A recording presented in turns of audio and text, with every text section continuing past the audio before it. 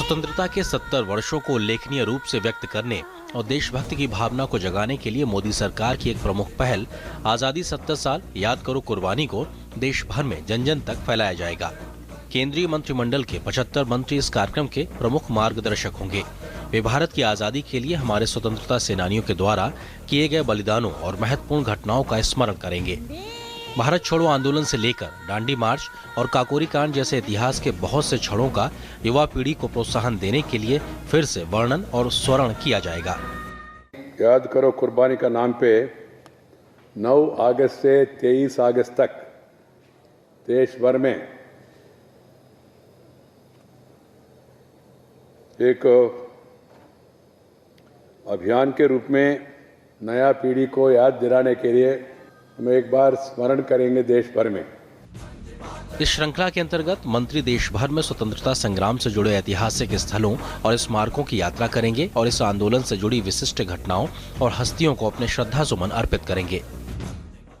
The Honorable Prime Minister also will join this program. 75 union ministers will travel around the country, visit important places, the birthplace of national icons and places of national importance related to independence movement. एक मंत्री कम से कम 2 जगह पे जाएंगे। स्वतंत्रता के 70 वर्षों का समारोह, भूतपूर्व सैनिकों को सम्मानित किया जाएगा। सांस्कृतिक कार्यक्रमों का आयोजन किया जाएगा। देशभक्ति के गीतों और निबंध लेखन की प्रतिस्पर्धाओं का आयोजन किया जाएगा। फिल्म प्रभाग देशभक्ति की फिल्मों का प्रदर्शन करेगा। इस प्रयास को अत्यंत महत्वपूर्ण बनाने के लिए इस कार्यक्रम में सभी दलों को उनकी इच्छा के अनुसार कुछ भी करने के लिए आमंत्रित किया जाएगा। भाजपा ने घोषणा की है कि वह 15 अगस्त से तिरंगा यात्रा का शुभारंभ करेगी। सरकार इस पहल के साथ प्रधानमंत्री मोदी के विकास और बेहतर शासन के स्वप्न को साकार करने की भी कोशिश कर रही है। The ministers during their yatras, they will also highlight some of the initiatives taken by our government, because what is independence?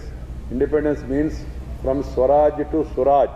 The Prime Minister's call for the nation to have development and good governance.